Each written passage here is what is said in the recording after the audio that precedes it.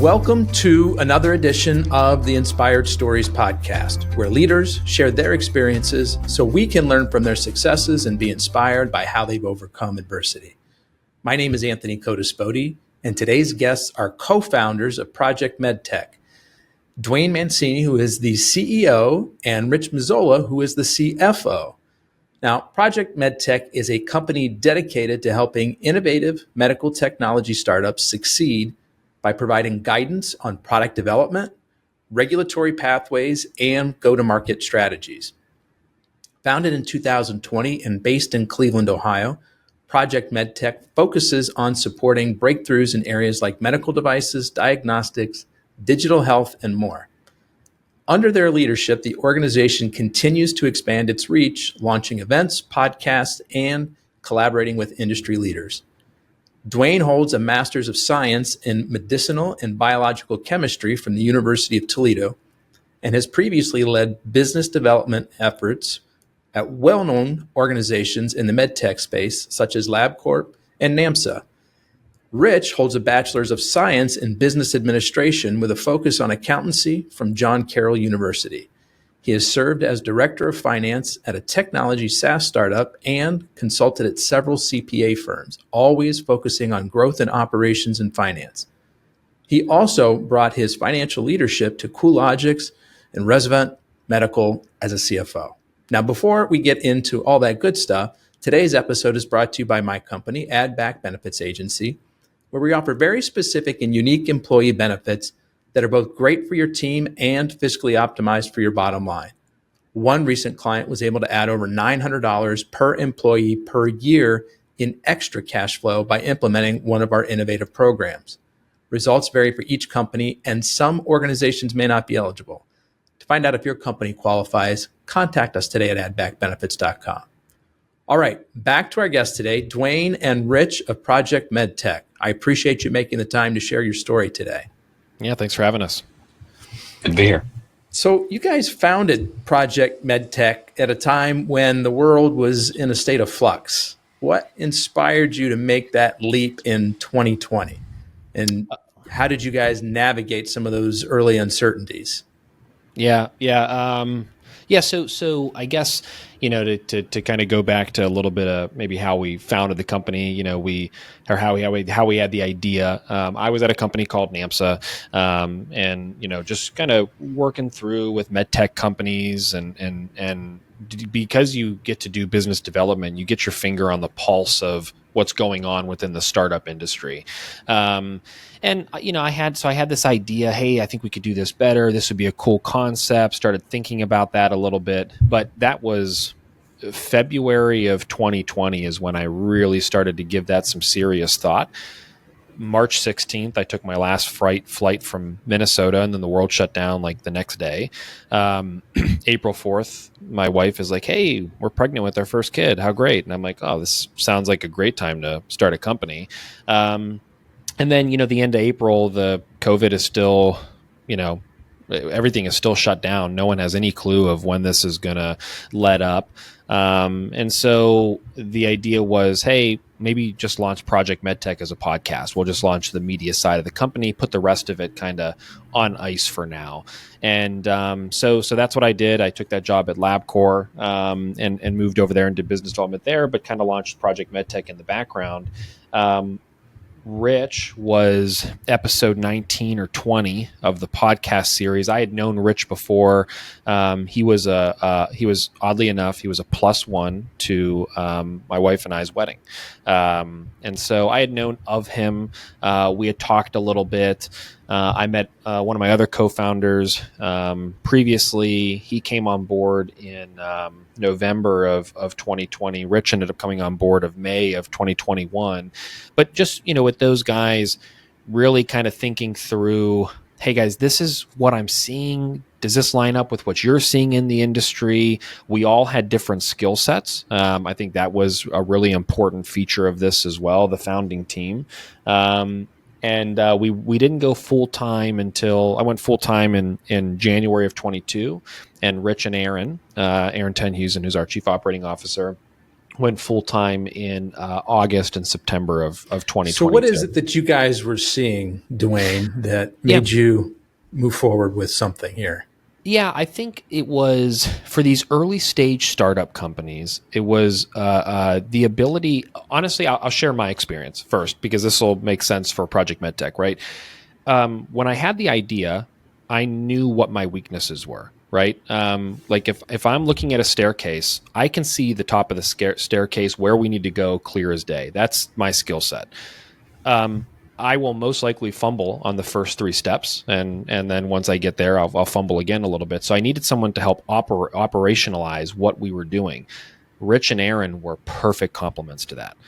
It does help that Rich has a very strong financial background, right? I mean that's a big key, but he also is very tactical in what the next step is, and so was Aaron. And so, that same concept is what startups in the medtech space needed, especially at an early phase. You can't afford to go out and hire a CFO, a chief commercial officer, a chief operating officer. That's way too much capital to use when you're not actually hitting any milestones yet that are meaningful. And we'll kind of get into that in a little bit. And so that was kind of the concept was, can we provide fractional support in some really key areas that need to be integrated? That was the key. They overlap so much that if we could have it under one roof, is there an opportunity here to provide real value in the pro formas and cap table dilution scenarios and fundraising strategies that also bleed into the regulatory and quality and operational piece that also bleed into the health economics and commercialization strategy. And so that was the main concept was how if I can't do it, then how would we expect anyone else any of our companies to do it? And so that was kind of the genesis of the idea. So just to sprinkle a little bit onto that too, I think, one of the things I was doing a lot of fractional CFO work within these CPA firms for startups at the time. And, anybody that walked in the door, I would be selling fractional CFO work. I wouldn't sell regulatory or ops or people's operations or anything like that. So the value of what you're providing at specific times within the startup is also crucial. And there were no one-stop shop solutions out there that could provide every type of resource that a startup would need at these earlier stages in the medtech space. There's parts that have, or NAMSA does a little bit, and LabCorp does a little bit, and some CPA firms do a little bit, but nothing together and cohesive where it's collaborative across multiple consultants and multiple different verticals. So, and that's, I think, the part. Thanks for that additional context, Rich. So are you guys providing mostly sort of this high level, like fractional CFO, COO level service, or is there also like back office functions like, basic bookkeeping, accounting, HR, payroll functionalities? Yeah, I mean, that's those I can remember those conversations so vividly, specifically, with the co-founding team. Me and Rich were sitting at a Starbucks, right, in Strongsville, Ohio, in May of 21, talking about this, right, of, hey, we can't just provide guidance of like, hey, and Rich will love this example. It's worn off on me. This is a direct Rich quote. We can't just be, hey, go dig the trench over there. We have to go dig with the startup. That's the difference, right? So, when you think about finance, yes, we help with the pro forma, but we do all the back end bookkeeping. You want regulatory strategy? Sure, we'll do that, but we'll also do the submissions for you. You want to know how to build a QMS? We can help you with that. We'll also build it for you. So with all of these, it was strategy, but also tactical execution to get these things done. And that's a really big differentiator. And what that led into is that we want companies to feel like we are actually part of the team. I mean, every consultant group says that, but when something goes wrong or something goes right, who's the first call?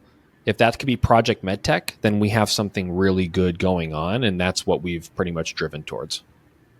What's QMS? Quality management system. Sorry. Yep. So, Rich, what were you doing before Duane roped you into all of this?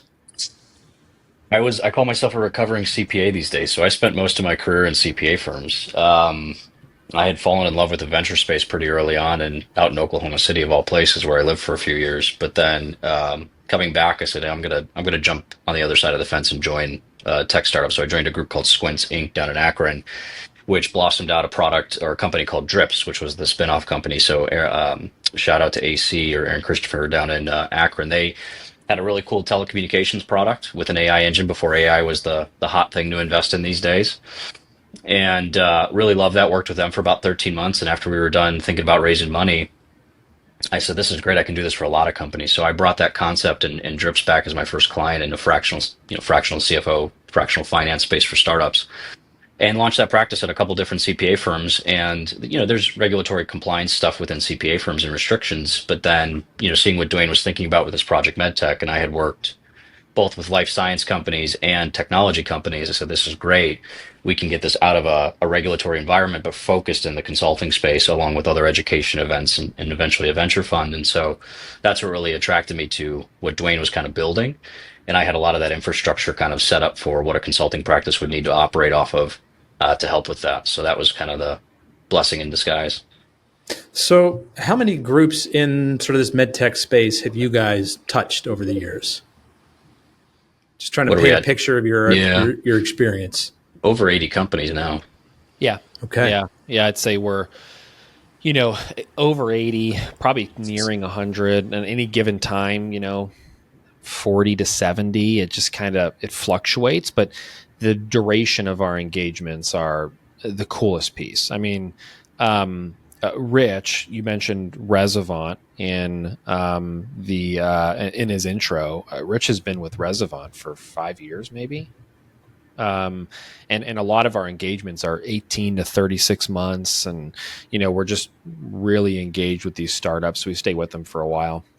So touched at least 80 startups, approaching 100. What are some of the most common challenges that you see medtech startups facing when they first get to you?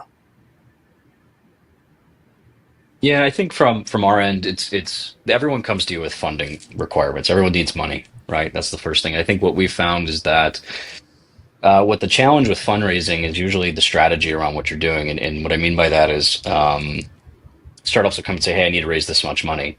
It's like, okay, what's that money going to? And they can't really articulate that. And so there's a lot of back end information they haven't thought through, foundational stuff they haven't thought through. They know what they're supposed to do. They have a feeling for what they're supposed to do, but they haven't really put it on paper. And that's where we can help them articulate in a better fashion. Hey, here's what you're raising today, but here's also the next round we need to be thinking about, which impacts valuation in your negotiations today. And so we're kind of broadening their view. And Duane likes to say this all the time. We're the Sherpas on Mount Everest. We're going up there. We've been up this trail before. We tell you, don't go down that road, go up this road. And that's a big value add. We've saved startups countless thousands of dollars of time and money by educating them on the broader picture. And I think that's where we start with a lot of companies. It's our foot in the door, investor readiness assessments, or just giving them knowledge of the space a little bit more than they already have. And then helping broaden their view with some of the strategic stuff we know those investors who we probably have connected to or been through a diligence cycle with before will ask for. And so that's the big help we have, is kind of dropping those hurdles for them so that they don't have to have the bumps in the road. But also by broadening that view and looking at the subsequent rounds and the subsequent milestones and what the valuations could be, it helps them better negotiate with the investors what a proper valuation and a proper ownership structure would look like. Do you guys get involved in those negotiations with them? Quite a bit. Finance, everyone on the team does for sure, but definitely from a finance perspective, absolutely. And Duane, from his investor connections as well, does from some of those partnerships and relationships he has. And so those negotiations are we've seen that before. Why don't we help with this? I'll give a great example really quick of one company came to us and said, we want the valuation at, I don't know, 7 million, but this lead investor is going to come in and they want it at 5. The problem with that lead investor is they're taking a portion of the round and all the other investors will follow in suit. And as we walk through this with them, I said, well, what is that investor? Why do they want it at 5? Is it something with the exit where you're growing to? What's the problem? And it was really about a percentage of the cap table they wanted to know. They wanted a specific percentage. And I said, well, that's an easy one. Why not tell them go at the higher valuation, then provide them with a board seat or an advisor position on a board, and at that point give them shares for their time? That equates to the same level of ownership that they wanted, but it brings the valuation up where not everybody's as dilutive at the 5 versus the 7. And so that type of idea, that was a 30-second conversation, couple-minute conversation with the startup, but that idea was, because we've seen that before. You've been there, right? You've done that, but somebody on the outside like me is like, oh wow, that's brilliant. Right. And so that's the kind of stuff we get into where they've done all the legwork, they've done the pitch, they've built the relationship with the investor, they've gone through the diligence. We probably helped with a little bit of that as well. And then at the end of the day, they're stuck. Okay, what's the situation? Why are you stuck? And then how can we help with that? And Anthony, just to layer on here, that's a great example that kind of leads into just the kind of value that we bring to a startup company. So we had 3 different podcast series. We talk to a ton of investors. We have a lot of investor connections. Every single one of them says they're betting on the team over the product and anything else, right? And I think for a lot of entrepreneurs, they think, oh, well, that means I have to have a full-time team. Early stage investors don't care if you have a full-time team. They just want to know that you have a good team, right? Because the less money you have to raise means the better potential multiple at the end of the day, right? It's advantageous for the founder, the first investors, everybody. And so what is beneficial to what you just saw here is if you can get a Rich to join you on that call and show that, hey, this is the kind of person who I'm going to when I have financial questions, that bolsters your team. And hey, by the way, I don't pay Rich a $200,000 salary. I use him when I need him. It's just like that story. For a long time, everyone thought, oh, we need to have this full-time team. And that's just what we're telling you. We have all these conversations with these investors. It's just fundamentally not the case. They're totally okay with this kind of arrangement. And so what does that relationship between you and your clients look like? Are you guys on the cap table yourselves? Are you taking like a monthly fee? Is it a combo of the two? It's a whole hodgepodge. And I'll tell you that if there's anyone who probably felt the frustration of when we started Project MedTech, it was Rich on the billing side of things, because we have to do everything, right? We do the invoices, we have to pay people, we got to set up all the structures, right? All these things. And one of the major points we talked about was the first few years is going to be frustrating, guys, because we need to meet clients where they're at. And so that's going to mean a hodgepodge of different relationships. It's going to be some fixed fee, project-based contracts. It's going to be some retainer-based contracts. It's going to be some hourly contracts. It's going to be some equity contracts. It's going to be a mixture of all these things. Eventually, they'll sort into buckets, and it'll be a little easier for us. And that's where we're around that corner now. But it depends on the situation. I would say, in terms of taking equity right off the rip, that's probably pretty rare for us. It's just, we'd rather kind of date a little bit before we get married. But we've also have very flexible engagement models. So we're kind of all over the place, but it sounds like, just from my own experience, when you've got a fixed fee, you've got retainer, you've got hourly. I mean, each of those is, in a sense, its own kind of business model. There are companies that are dedicated oftentimes to one of those models. Does that create, I don't know, a lot of internal angst or extra work having to kind of shift between those? No, I don't think so. I think the way we look at retainers is you're basically taking a chunk of our calendars, or a chunk of the team's calendars. In that, okay, I like to work with Frank in New York, or I like to work with somebody out in Indiana or West Coast, whatever the case might be. But the idea there is a retainer is you're taking a chunk of their time on a calendar. We have that dedicated time for you. Hourly is you call us when you need us, and that's a very flexible arrangement. At the same time, we might not have the availability you want to suit your needs, but we will make sure we do the best we can. So it's a different type of arrangement. But to your question, internally, we look at productivity and utilization like any other consulting groups, and we're making sure that the team's productivity ratios are where they need to be for growth and performance, with buffer to then take on those hourly engagements where they need to have some flexibility. Before we kind of get into rounding out more of the services that you guys offer, because we haven't hit everything yet, can you explain to us what kinds of companies are a good fit for Project MedTech? Yeah, so we always say pre-seed to Series B companies are where we specialize. And if you think of that as a bell curve, and when we say pre-seed to Series B, there's pre-seed, fundraise, seed round fundraise, Series A fundraise, Series B fundraise, and beyond. There might be bridge rounds in between or different types of arrangements there. But those four major fundraisers, that's where we operate really well at. And if you think of it like a bell curve, a lot of advisory at the very beginning because there's not a lot of tactical stuff we need to work on. And then it's a bell curve of seed series A. There's a ton of stuff we need to do, especially in the medtech scene. I always say medtech's kind of wash and repeat. Not that things are difficult or different, but it's that you follow the same regulatory pathway through seed. You get your clearance or approval depending on your regulatory pathway. You then go commercial with the product or your fleet of products, and that's your Series A growth capital and beyond. And so the playbook is somewhat similar across that echelon. And so we've worked with companies beyond Series B, but it's a different type of work because it's more advisory focused rather than we're in the seat helping you be tactical and execute on things. It's more of advisory. So I would say seed Series A is where we're very tactical and very execution, and then pre-seed and beyond is, Yeah, and it's always in medical technology, and that could be hardware, software, combination of the two. MedTech for us is defined as wearables, diagnostics, anything that has to go through the FDA process, excluding, basically the easy way to say it is everything but small molecule products, so pharma.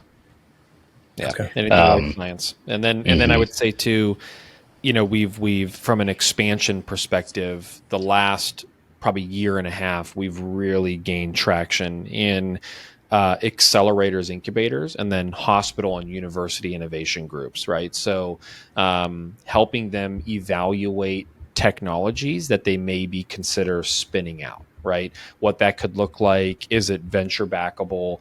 Is it, what's the regulatory pathway look like? Reimbursement? What's the competitive landscape, market size?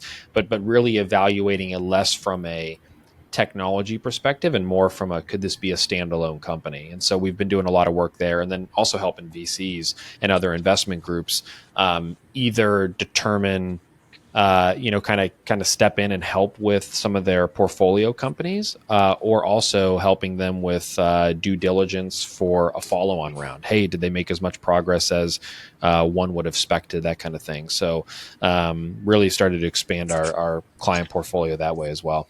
So you mentioned, getting more traction with accelerators and incubators. Are you also kind of at this stage, like helping them validate the market fit? It's like, oh, I have an idea for this thing that I wear on my ear, and it gives and you're like, no, there's nobody who's gonna buy that kind of a thing. I think this is where the diversity of the groups we have internally really shines a little bit here. So on the commercial side, we have 2 former hospital executives. We have a team of 1099s who are salespeople in some of the larger strategics. And then we have a health economist and reimbursement expert, right? So we can get a full 360 view in terms of, hey, is there a reimbursement code for this? Can we get this medical device paid for? Okay, the answer is yes. Great. Hey, Jake, can you sell this to a physician? I don't know. I'm not sure it's going to create as much value. Okay, well, let's say it does create value. Okay, let's go to Jamie and Sean. Jamie and Sean, as a former CEO of a hospital system, tell me, if I check both these boxes, are you interested in this product? Absolutely not, because of X, Y, and Z, right? So that's cool. Let's say we check all those boxes on commercialization. Generally, if you are a hospital innovation system, you have access to those resources we just described, right? So you could probably evaluate that side. But then the next question becomes, which what we like to do is take that over to the finance side of the house, right? And say, hey, Rich, it checks all the boxes. Do you think someone would pay for this? Like, is this a business model that can integrate into a strategic, yay or nay? And sometimes that answer is, a little more convoluted, or it's an easy yes or an easy no. But that's the kind of value that we can provide when looking at an early stage opportunity, at least a good gut check of like thumbs up or thumbs down. Okay, so we've talked a lot about sort of the different types of consulting that you guys offer, but there's also an education component to what you guys do. Can you talk more about the podcast that you've already referenced and the events that you guys put on? Yeah. So, we, the vision is to create an ecosystem where medtech companies thrive. And we kind of, from the very beginning, took that and said, hey, we need to focus on building a network because it'll be beneficial to all the startups we work with. we'll build a network in three main areas. Who buys these companies, who buys the products of these companies, and who invests in these companies. If we can build that network, we would provide a really good platform for the startups to integrate with. Also, can we take some of the information that we've gained and give it back to the community, right? So when you think about those few missions and creating this ecosystem, we started with the podcast and we scaled into events. The podcast is, we had Project MedTech, we produced MedTech Money, and we also produced and hosted Funding MedTech. Rich was the host of that one. MedTech Money and Funding MedTech are still out there. You can go to Spotify, Apple Podcast, and find them and listen to them. There's some really great content there. Project MedTech continues. That's kind of our only ongoing show. But there we're providing, network connections. We're providing educational resources. We're really helping in aiding the development of some of the ultimate customers we're going to work with, but then just the industry in general. And then events was our next step there. And there, we have two real main events here in the U.S. We have our Midwest Showcase and our Startup Symposium. Our Startup Symposium is excellent because it takes companies from ideation through exit. Everything you need to worry about: IP, forming your company, finance, M&A, raising capital from angels, family offices, VCs, corporate VCs, non-dilutive capital, so grants. We cover regulatory, reimbursement, commercial strategy. And then the Midwest Showcase is all about showing off innovation in the Midwest. For a long time, everyone thought it went Boston, New York, and then San Francisco when it comes to the medtech and healthcare scene. We have there are a number of top tier institutes, healthcare institutes, and universities in the Midwest that are doing really cool things with really cool innovation coming out of them. And so we wanted to take that, and we're all Midwest guys, right? Rich is from Cleveland, still lives in Cleveland. I'm from Youngstown, went to school in Toledo, live in Cleveland. Aaron's a transplant from Hershey, Pennsylvania, but we'll lump him into the Midwest. Our chief commercial officer is from Cincinnati. And so we really just wanted to kind of show off all the cool stuff that we know is going on here. And so we run that event as well. And then we do have an event in Denmark this year called Coming to America.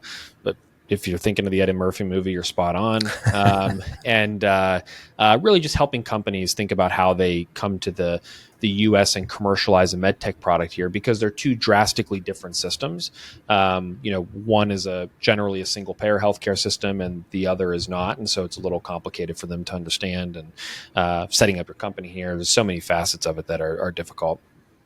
And just to clarify, are you guys also helping to make introductions to investment capital, or are you kind of counting on those folks to come or find their own relationships, and then you kind of help to mentor them on how to navigate that space? The mentoring is definitely a big one for us, but we do help with introductions. We're not an investment banker, so it's not like there's any percentage of the raise we take or anything like that. We maintain a network. We will send deal flow to the investors and say, hey, this is a company that's raising. Here's what we're doing with them. Here's what we know about them. But you should have a conversation directly with them, right? And we kind of let them make a decision. And, really, the network was built because we sent good deal flow, well-coached companies to these investors. And so the investors are more than happy to take the email, look at it, say yay or nay to another conversation. But from there, it's kind of in the entrepreneur's hands. It's kind of like a level of validation to the investor. It's like, oh, you guys work with Project MedTech. Okay, I know at least that you're serious. I don't know if it's a good fit for me. I need to do my due diligence, but I at least know that you guys have taken the proper steps, that this is worth the time for me to take a look. Yep, and we're totally honest in that email. Hey, we're working with them on finance, ops, and commercial. Or hey, we did one project with this group. We really don't know more than you probably know. Totally transparent with the investors. And again, if you If you're transparent and if you create value, it generally works out.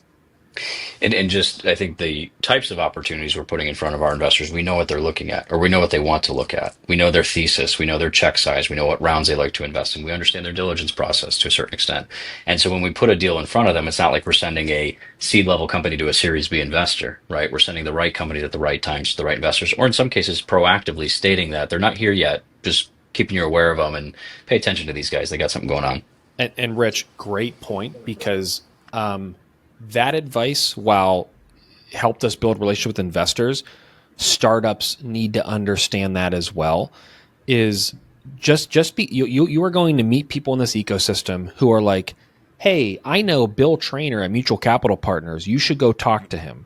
And they'll go talk to Bill Trainer. They're a pre-seed company. Bill's Mutual Capital Partners fund likes to invest in companies that have annual recurring revenue. So if you're a pre-seed company and you go talk to Bill, he's your only VC you've talked to so far, and he says, well, hey, I got to see some revenue before I'm interested in investing. Okay, that startup's going to go back and take that advice and say, well, I got to get revenue to get investment dollars. They should have never been talking to Bill. They've got the wrong idea now. They think that every investor is going to think that, and they talk to the wrong guy at the wrong stage. You've got to talk to the right investor at the right stage, and some of that's where we can lead you and say, hey, because what happens there, Anthony, is then they focus on revenue instead of clinical data, and there you have a broken problem right off the rip. And so, while Rich, was talking about how that helped us build relationships in the investor network, it helps us lead our startups in the right direction too. That's a gold nugget there, Duane. I wonder whether you or Rich have another sort of tip for startups that you think would be like spot on, that you see a lot of people sort of get confused about or tripped up on.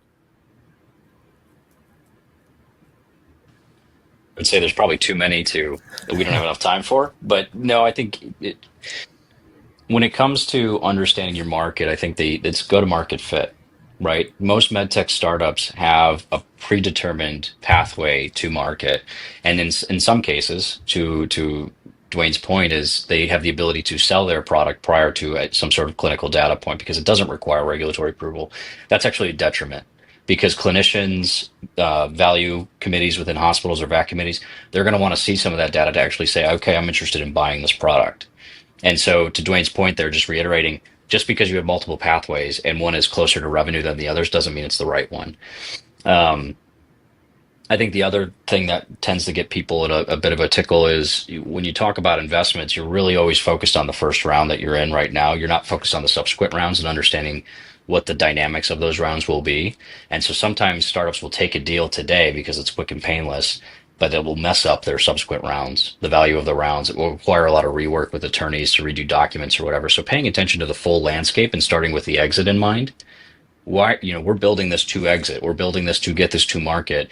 What does that exit look like? It might be multiple different types of exits, but understanding what those are today will help influence your decisions across that entire timeline. And so start with the end in mind and work your way back. So what's an example of how somebody might mess up the cap table or the structure of the deal early on that affects, future rounds? Is it just taking a bad valuation, or is there more nuance to it? So this wasn't a client. This was just somebody, picking our brains at one of our events. But there was a situation where they had raised money from, and I've seen this multiple times, where we've had startups raise money from a couple angels, high net worth individuals, is what the angels refers to, versus an angel group with a diligence process, or a venture capital group that has a diligence process. They raise money from one person or a group of small individuals. And the idea there is that discussion, that diligence, that pain you have to go through to get an investment, to debate about their questions versus your answers and what your product's doing, if that's missing at the beginning, you tend to have, that's actually a negative in my view, and I think most of the team's view, is because valuations can be higher for a lower amount at an earlier stage, which then what will happen in the subsequent round is no one will invest in you. Because in order for them to invest, they have to invest a higher dollar amount at a higher valuation. And so we had an individual come to us with a pretty absurd valuation in terms of what their product market fit was. And at the end of the day, it was influenced by some folks that didn't work with startups in a financial world. And what we ended up having to encourage them to do is we called it, reset your cap table, but basically go accept a down round and renegotiate that prior investment at a lower valuation because you won't be able to raise money now when you need it. Um, and it's just a matter of you need the right people in the room. A lot of people say they work with startups, and I would say most people don't. If you don't work in the negotiations, you don't understand the landscape, you don't understand the timelines, you don't understand the exits, that becomes a bit of a problem because something might look correct today, but it's not going to be correct in 18 months.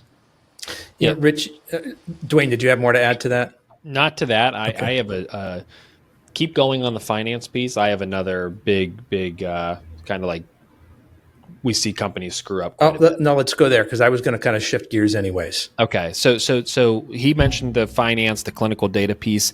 The other one that is huge, and this affects your timeline, it affects burn rate, all of it, is just because you get, for regulated products, just because you get your regulatory clearance does not mean you're commercializing, right? So like you can't, if I see another pitch deck that says I get 510K clearance and then January 26, I'm going to generate $4 million that year and then 20 the next year, it's probably not going to happen. And the reason for this is my background is in the regulatory pre-commercial side of the business. It is a walk in the park compared to commercialization. Commercialization is the hardest thing you're going to do. There's so much to it. The sales cycle into hospitals is long, but also we talked about the clinical data need. It's also just, hey, get your first few sites, your first few customers up and running, and then let people interact with your device. Because when we're talking about the development side, you're generally there. You're with the physician, you're with whoever's using it, you're there to help answer questions. But when it kind of gets out in the quote unquote wild, right? What happens now? Do other physicians adopt it okay? Can you move from the third floor of the hospital to 4, 5, and 6? I mean, there's so many things that you kind of just need to figure out before, and you might go back and then reiterate your product again, right? And now your real commercial one is version 2. But if you don't plan for that in your pro forma, this is where bridge rounds happen. This is where down rounds happen. This is where companies run out of capital. I mean, commercialization it's a dogfight. Like you got to be ready to really get after it there. And it's going to take however long you think it's going to take, it's going to be much longer. And what's your best advice for folks that are approaching or in that commercialization phase? Like, is it, hey, find somebody who's led a medical device sales team before, let them come in and kind of lay the roadmap? Or is it, hey, you got to do this because you're the founder and figure it out? I would say your first full-time hire, if when you think about like as you get closer to that, should be on the commercial side. I don't know if it's the skill set of, they've ran a commercial organization before, because you're probably not going out and hiring a ton of people just yet. I don't know. I'm not sure on, I think I could be swayed either way. There's other ways to do it. But the advice there is just be realistic on what it's going to take to commercialize. I mean, Rich and I see it all the time where they're like, we're getting clearance and then we're going to hire like 50 1099s and they're going to sell in all these hospitals for us. Maybe, but they're carrying other products in their bag, and so they're not thinking of your company every step of the way. And so you just got to think through whatever strategy you're going to deploy. What are the pros and cons of it? Where are the weaknesses, and how are you going to tackle those weaknesses if they come to light? They need to be more prepared. And so you need to be thinking about that. But that starts early on. I mean, all the companies we're working with, we're all talking to them about commercialization strategies, what's going to work, what's not, who's your first adopters. And then there's that aspect of it too, Anthony, which is first adopters. That's easy. It's easy to find a doctor who's jazzed about your product, right? And will use it and push for it and be your champion. How do you get the laggers to come? And that's where an experienced commercial person is super valuable.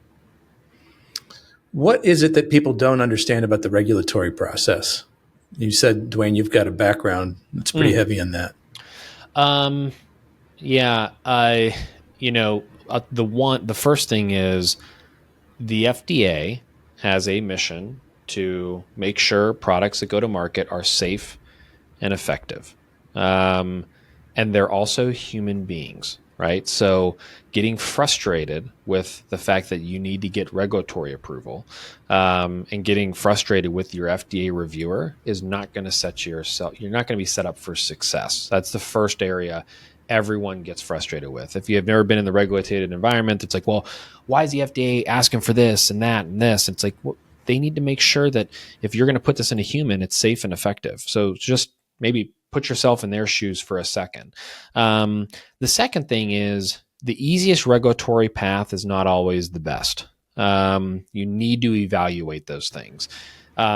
Generally, the FDA will classify medical devices as class 1, class 2, class 3. As you step up in classification, it's more risky, right? So class 1, you can think of like a Band-Aid. Class 3, you can think of as a pacemaker. If something fails in a Band-Aid, you're going to be okay. We might have an upset toddler, but we're going to be okay.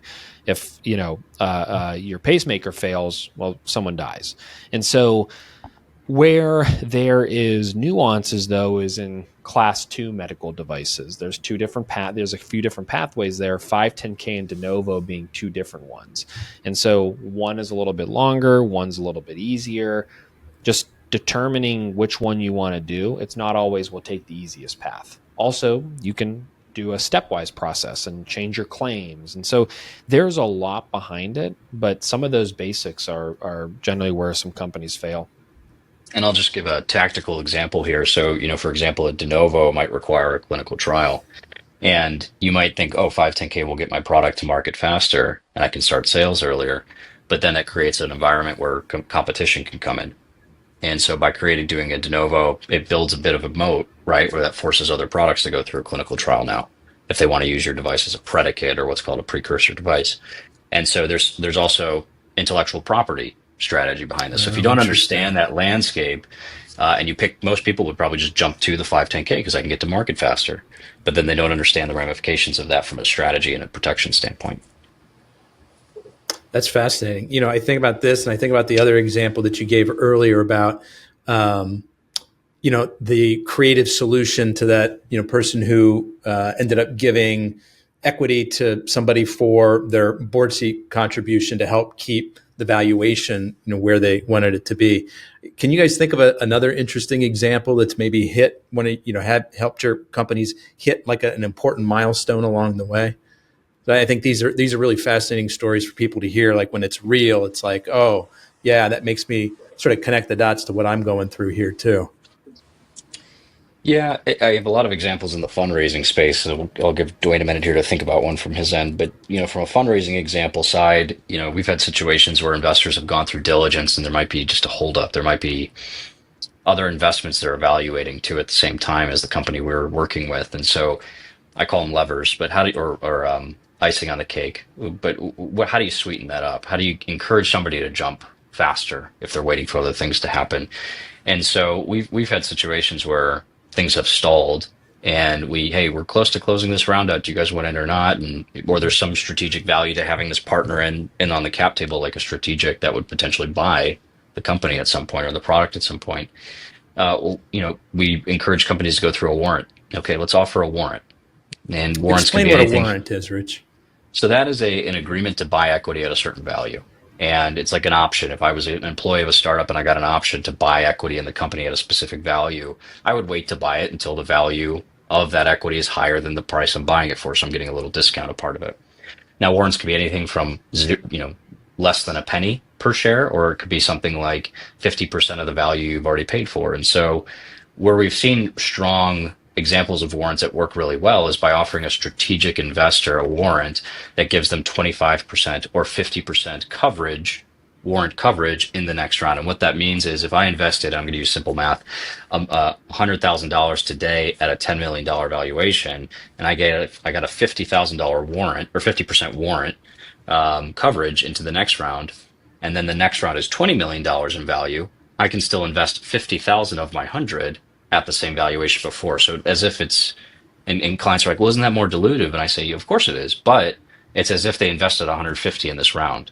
So don't think of it like you're losing out on the back end. It's really just encouraging a further investment, and it's a sweetener for that investor to jump into the round right now. And so that's kind of some of the uniqueness we can provide. And there's, I mean, these are standard terms and standard offerings out there, but some startups just don't have the knowledge of those, or they might have partners that understand this, like attorneys or CPAs, but because they don't work in that strategic fashion, they're working more on the documentation side or making sure it's proper. They're not willing to offer that advice because it just doesn't ring a bell. Yeah, I think the example I give can maybe validate a little bit more the importance of that regulatory mixed in with reimbursement at the beginning. And I'll keep it I'll keep it a little more generic, just not to disclose anything. But, this happens frequently where folks come in, they had a regulatory assessment done by a regulatory consultant. You tell them, hey, this is what I want to do. This is what the product does. What do you think my regulatory pathway is? And sometimes when it is a 510K, which means you're looking for a predicate that's already on the market there, they'll give you a bunch of ideas, and then they'll tell you which one might be the quickest pathway to market. Well, generally when we come in, we always ask the question, okay, well, what market are you trying to attract? What's your, where can you make the most amount of revenue? Where's the margins the best? Where's the reimbursement the best?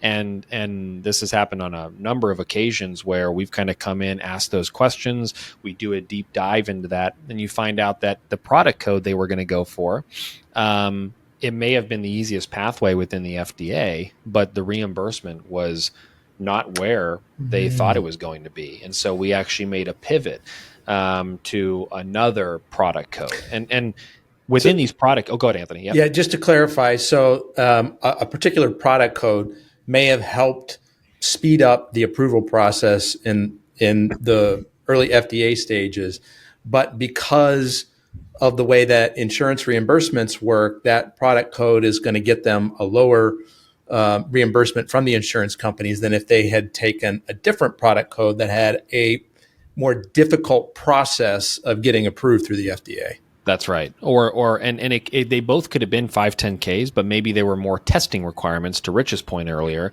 that one needed over the other.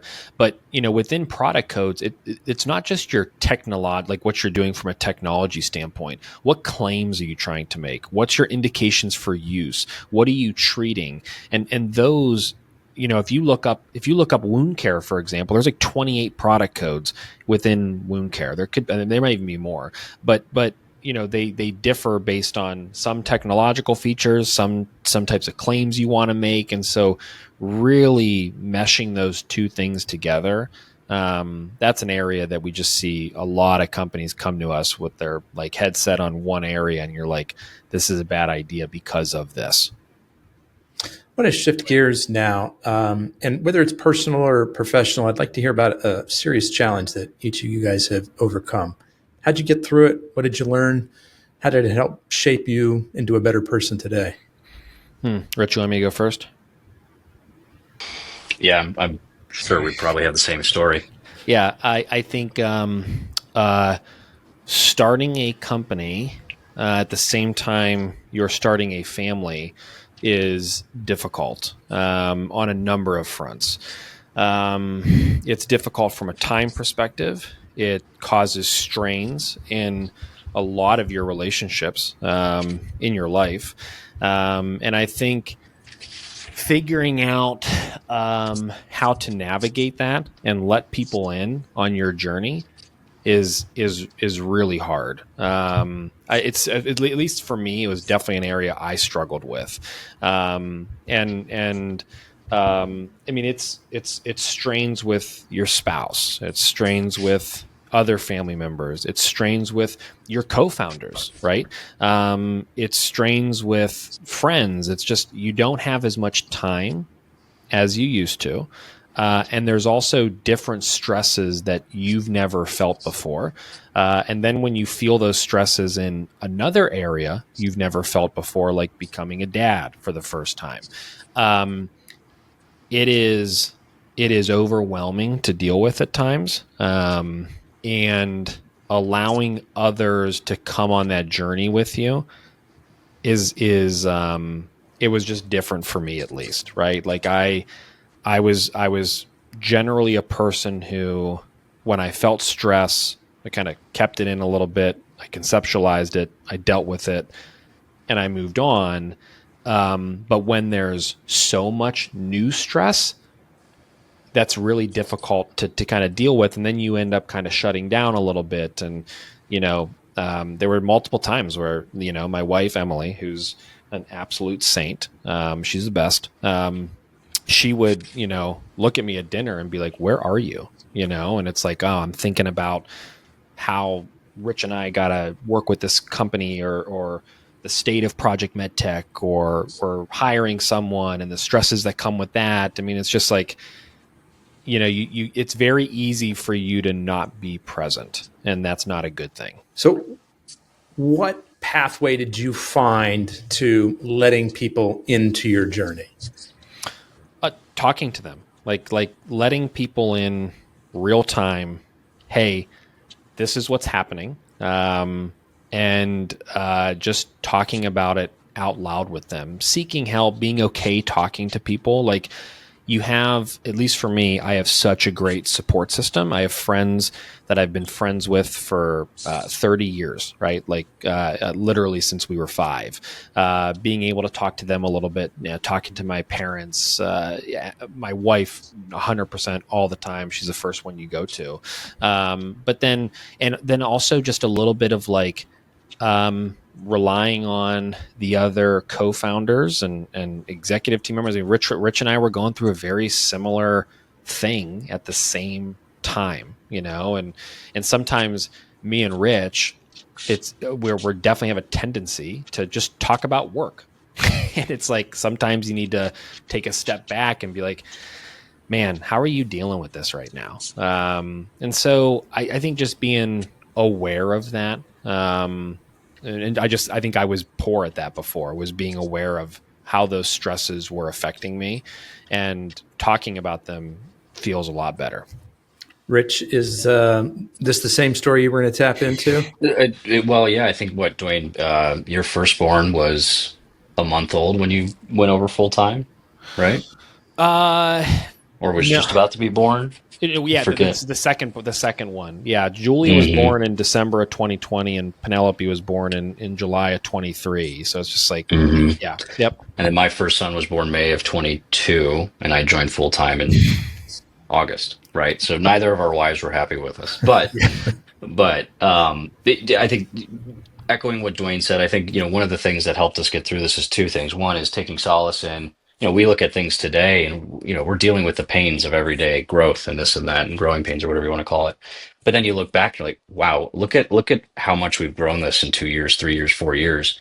Look at the pains of yesterday don't feel as important as the pains today. And so taking that memory and saying, we got over it, tomorrow you won't feel this, kind of thing. And so that was one. But 2 is, when you're having this abundance of stress in multiple different areas, whether it's personal or work, and you're working with people so closely like Duane and Aaron and Jamie and I do, it's important to develop communication strategies with those people and understand, the love languages, right? Not that kind of thing. But here it's more of, I'm a Parma guy, right? Grew up in Parma. I need to deal with things head on. And if you don't show emotion on your sleeve, then I think you don't care. And it's that kind of thing where it's like, okay, well, how are you feeling today? Or what's going, so developing that kind of, dropping the walls of or having any type of emotional wall is kind of needs to go away, because we all need to be very transparent with each other about how things are going. And once that happens, we communicate so much more fluidly. Yeah. And there are so many funny stories of specifically Rich and I with this one, where I didn't realize that, right? That like, hey, I thought, hey, as the CEO, I need to be calm and even keeled and deal with the situation and here. And Rich is like, no, like I need to see that you care, like you have this emotion to it. And so, but that's super helpful. Now we both know that, right? And so, yeah, that's a great example, Rich. I forgot about some of that. Yeah, I mean, you guys think about what you put yourselves through. I mean, 2 of the biggest stressors in life you guys had happen roughly in the same time period. Starting a new business, and it was your first business, right? And so you guys had worked in other places before. You had a lot of great operational experience, but you've never started your own thing from the ground up. There's so much in that stage you didn't know. You didn't know what you didn't know getting into it, right? And so you're tripping over yourself. You're making mistakes. You're trying to figure things out. It's frustrating. And then you bring a new child into that mix, and it's the very same thing. It's, I don't know what I'm doing here. I don't know how to help this creature. I don't know how to help them stop crying. I don't know why they're up now, why they won't eat, and so yeah, you've sort of layered these two huge life events on top of each other, and it just creates sort of a tornado of emotions. But what I think was great is that you guys had each other, right? And you were going through similar things together. And once you kind of learned to open up, you had that safe human connection there. I think you said it, Duane, like, when it's just rattling around in here, all it's doing is burrowing a hole in your brain. Mm-hmm. And when you can sort of give voice to it and bring it out into the open and have somebody else be like, oh, yeah, me too, that sucks. Mm-hmm. It's like, it doesn't fix everything, but it deflates some of that pressure that's been building up inside of you. Yeah, for sure. And I think, the one group too that was key for us is having good advisors, right? Mentors that, you can kind of rely on to say, oh yeah, we're working through this right now. And they could say, totally understand, right? So it was good to have professional and personal mentors. That's awesome. Gentlemen, I've just got one more question for you, but before I ask it, I want to do a couple of things. First of all, everyone listening today, go ahead and hit that follow button on your favorite podcast app. We've had a great interview today with Rich and Duane from Project MedTech. I want you to continue to get more wonderful content, wonderful interviews like we've had today. Rich, Duane, I want to let people know the best way to either get in touch with you directly or to follow your story, to learn more about your events, find your podcast, kind of give us the rundown there. Yeah. ProjectMedTech.com, great website to go to. That's where, you can reach out to us through the website. You can see our events. We have 220 episodes of the podcast. If you want to keyword search something, you can do it on our website. So you can't do that on Apple or Spotify. We're on Apple and Spotify, but if you want to get all the regulatory episodes, you can go in there, keyword search regulatory, click on those things. If you want to see, hey, how many times has Rich Mazzola been on the podcast? You can do those episodes. And then LinkedIn's a great place to follow us on. We have a YouTube channel as well. In terms of getting a hold of us, we're both very active on LinkedIn. Feel free to connect with us and send us a message. And if you want to reach out to Project MedTech, info@projectmedtech.com is a pretty good place to start. And we'll give links to all these resources that Duane just mentioned in the show notes. Last question, and this might be the one I'm most looking forward to the answer to. You guys get, a front row seat to a lot of really cool developing technologies. What are some of the either trends that you're seeing or the specific emerging tech that you're most excited about? I'll take this one first, Duane. So I think trend-wise, and we have folks like Stapyrus and PitchBook come to our events and do quarterly updates all the times, and I think we tend to hear the same things, albeit moving in different fashions, but AI, still a big push for AI. Surgical robotics, still a big push for surgical robotics.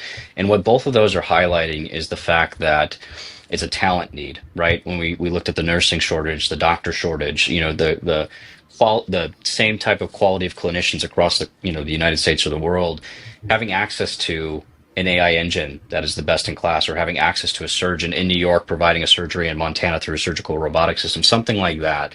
That's where we're still seeing a lot of trends come into play, and a lot of, I would say, and Duane, correct me if I'm off base here, but a lot of hospital venture groups investing in those areas as well because they see the need in their own hospital systems. I think from what I get most excited about, and I still do to this day, and it's going to be probably consistent for the foreseeable future, is a simple product treating a complex problem. And I think when you talk about simple products, and I would encourage you to look at Resivant or Coologix, and I'll do a selfish plug of both those products. Resivant is a product that's it's a skin glue for surgical incisions, right? It's a simple product that's not having to use sutures and staples, which have been going on since the millennia, right? This is a new product, new class of product that is focused on closing incisions and helping with scarring. So that's a great product I like to focus on. And another product is Bliss, which is Coologic's product treating bacterial vaginosis.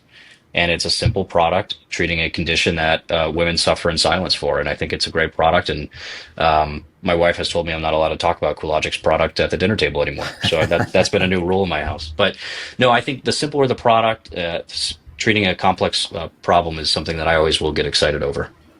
Yeah. Yeah, those are all great, and those are real life examples too. I'll stay generic in terms of a space. So Rich talked about the shortage of clinicians, whether it be nurses, doctors, imaging techs, those types of things.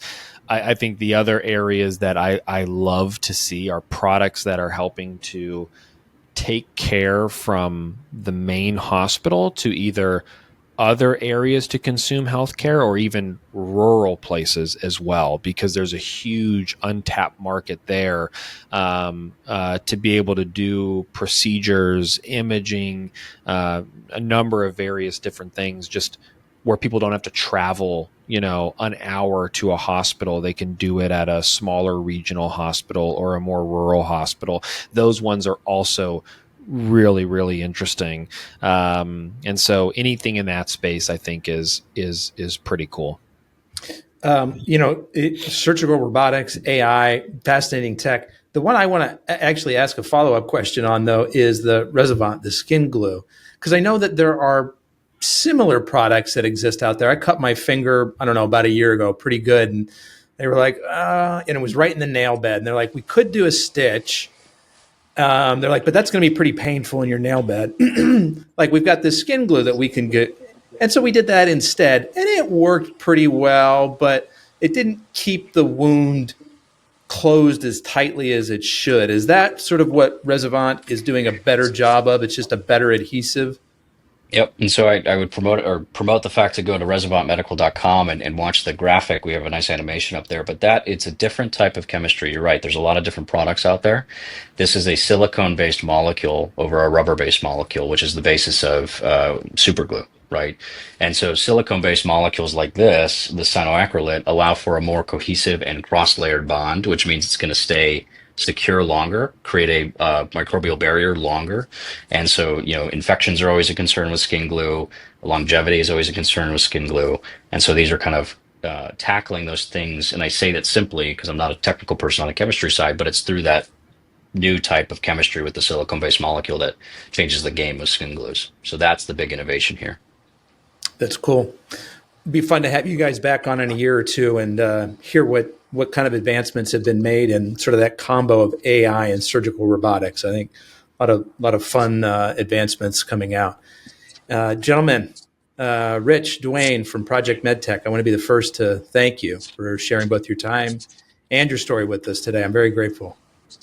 Thanks for having us. Yeah, thanks for having us, Anthony. And real quick, too, because I've hosted 220 episodes. Kudos to you as well, from just being a great interviewer, because that's not it's not easy, and so appreciate it.